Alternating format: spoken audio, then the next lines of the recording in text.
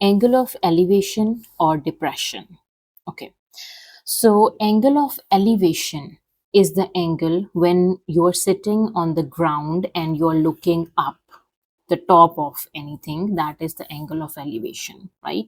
And when some person is standing on the top and looking at the ground, that is the angle of depression. Okay, so keep that in mind, that whether it is angle of depression or angle of elevation, both are always measured from horizontal, means eye level or line of sight.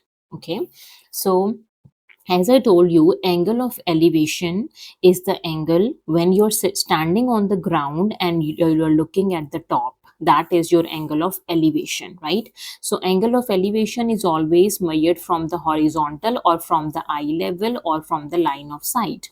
That becomes your angle of elevation. Same thing when somebody is standing at the top of a tower or a cliff or a building, then that person is looking downward, so he's making an angle of depression. Angle of depression is always measured from the horizontal, from his eye level, from his line of sight. So that is angle of depression, right? Okay, so I hope angle of elevation and depression confusion is clear to you, that when what is angle of elevation and what is angle of depression. Angle of elevation when you're standing on the ground and looking upward from your eye level, that angle is your angle of elevation. And when you're looking standing at the top of something and you're looking downward, that makes an angle of depression from your eye level, right? Okay, now if you have one situation, like in a question you have only given one situation, and like in this figure you can see there is a tower. A girl is standing on the ground and looking at the top of the tower, and she makes angle of elevation from her eye level. And the boy is standing at the top of the tower and looking towards the girl who is standing on the ground, and he makes angle of depression from his eye level.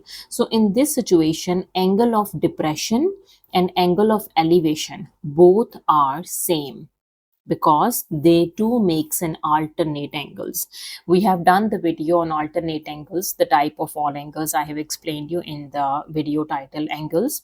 So if you are confused about what are alternating angles, then you can go and check on that video. So alternating angles, that may make a Z shape, right? Two lines are parallel, they are joined by one transverse line, and they're making a Z shape. So these two are alternating angles. If you have one situation, then in that question you can say that angle of depression and angle of elevation is same. Because sometime in question they ask to figure out both angles, whether it is elevation or depression. So you just need to figure out one angle, whether it is angle of elevation or depression, and you can say, since this is just only one situation, that the girl is standing on the ground and looking at the top of the tower, the boy is standing on the top of the tower and looking towards the ground. So there's only one situation for both of them, right? Because they involve the tower. Okay, one is on the ground, other is at the top of the tower. So in this situation, angle of elevation and angle of depression, they both are alternating angles and they are equal, right? Okay, let's move forward. Okay, now look at this diagram. The closer you are to an object, the greater the angle of depression or elevation, right? So as you can see, the person B, this person is closer to this tower. So his angle of elevation, he's looking at the top. So you guys can see, and horizontal to his eye level, this is an angle of elevation. He makes an angle of elevation from his eye level, right? So his angle of elevation is greater as compared to the person A, because he is standing far from the tower. So he is making a smaller angle of elevation, right? And this person is making a larger angle of elevation. So keep that in mind, that whenever you are standing closer to an object, your angle of elevation or angle of depression is always greater. If you are standing far from it, that object, then your angle of elevation and your depression angle should be smaller, right? Okay, so I hope you understand what is the definition of angle of elevation and angle of depression. The if you're standing, because many students confuse that, they ask sometimes in the question paper that whether person A, if person A is standing close to the tower and person B standing far from the tower, then whose angle of elevation is greater, right? So this is the most important statement, that when you are standing closer to that object, then your angle of elevation or depression is greater. If you are far, then it is less, right? All right, let's do some exam style questions now. All right, now the first exam style question is, from a distance of 20 meter,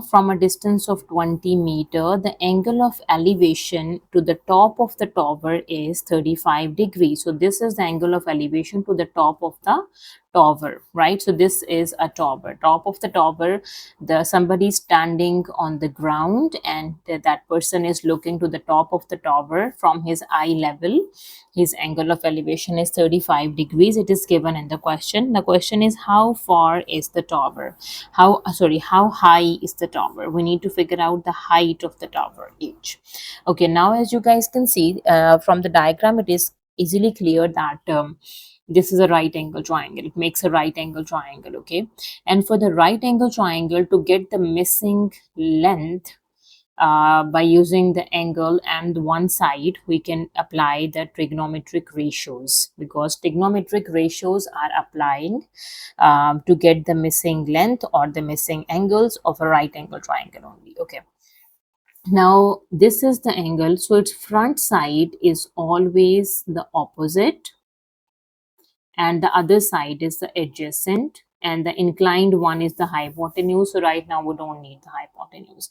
So we need to check that which trigonometric ratio involves adjacent and opposite, right? So we know that the ratio tangent theta, this involves opposite over adjacent. You must remember the formulas of trigonometric ratios to get the missing side or the missing angle of the right angle triangle. In the previous video, I have explained that topic. Okay, if you are not clearly have a clear understanding on that topic, then you can go and check on the video. Okay, now this is the formula for tangent theta. Now let me measure. Angle is 35, so we can say tangent of 35 degree, opposite side is h and the adjacent side is 20. Cross multiply, so 20 times tangent of 35 degrees, this is the height of the tower. Let me calculate it. All right, so 20 times tangent of 35 degrees. Your calculator should be in degrees when you're dealing with the degrees. Okay, this is 14.00. So this is 14 meters is the height of the tower.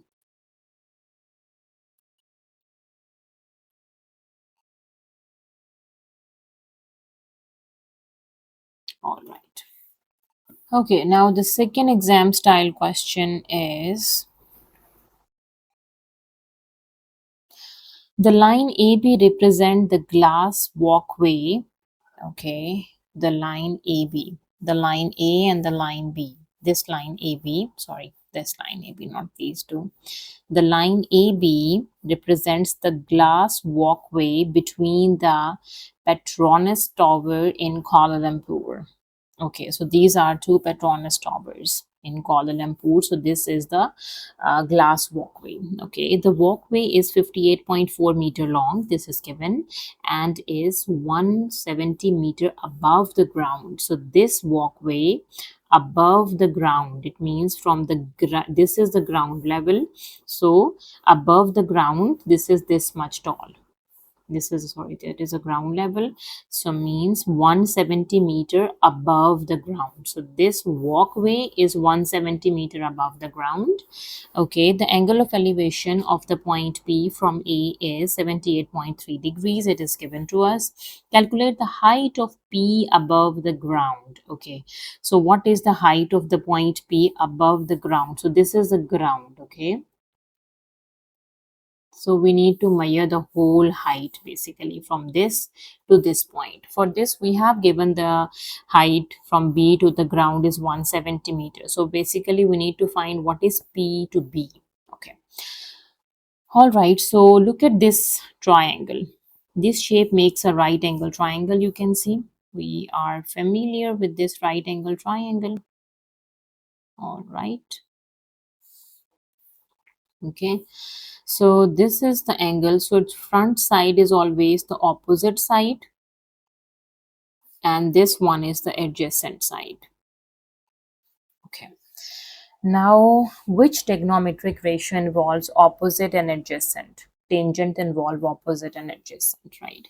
Okay, so here we apply the trigonometric ratios to figure out the missing side. Okay, so the ratio is tangent theta is opposite over adjacent. Okay, now here we can say tangent theta is 78.3 degrees, opposite side is PB, and the adjacent side is 58.4 meters. All right, now let me solve what is PB. Again, just cross multiply. 58.4 is multiplied by tangent of 78.3 degrees, and you will get PB. Okay, now let me calculate that. 58.4, sorry, 0.4 multiply tangent of 78.3 degrees. Okay, 282.00, 282.0 meters is your PB. Okay, so we will get the length of PB, but the question is we need to calculate the height of P above the ground. Means the height of P above the ground, this height we need to measure, this whole height P to the ground. So we have PB plus 170. This is the height of P above the ground. So here we can say the height of P above the ground is in 282 plus 170. This would be the height of P above the ground. So just add 170 in the answer. This is 452. 452 meters. That is the height of P above the ground. Now the third question is, the diagram shows a point P at the top of a cliff. So this is a cliff. So the top of the cliff, there is a point P. The point F is on the beach and vertically above P. So this is the beach. And the point F is on the beach and vertically above P. Vertically above mean they both makes an angle of 90 degrees. So vertically above these two lines, the cliff and the beach, they makes an angle of 90 degree. The point A is 55 meters from F. A is 55 meters from F along the horizontal beach. Angle of elevation of P from A. Angle of elevation of P from this A. Sorry. So this angle is 17 degree. Angle of elevation is always measured from the bottom to the top, right? Okay. In from eye level basically. So horizontal. The angle of elevation is done. Calculate PF, the height of the cliff. P to F, we need to calculate the height of the cliff. So this is pretty simple. Okay. Now you can see AFP, they makes a right angle triangle. Okay. We have AF, we need to solve PF, the height PF, right? So the front side of this angle is always the opposite side, and this side of the right angle triangle is the adjacent side.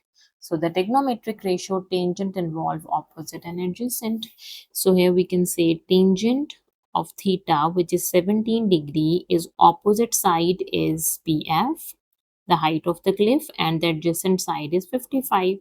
To solve for PF, just cross multiplied, you will get the answer. So 55 is going to multiply with tangent of 17 degree. This is the height of the cliff PF.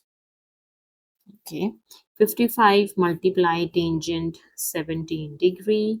This is 16.82. So let me write this down. 16.8 meters. Yeah, 16.8 meters is okay, up to 1 decimal place. This is the height of the cliff, right? So we have done paper questions, the exam style questions related to the problem topic, angle of elevation and depression. I hope you understand the topic and what is the definition of angle of elevation and depression. So if you still have any queries and you have any question related to the topic, you can ask me in the comment section. Thank you so much for watching. See you next time. Take care.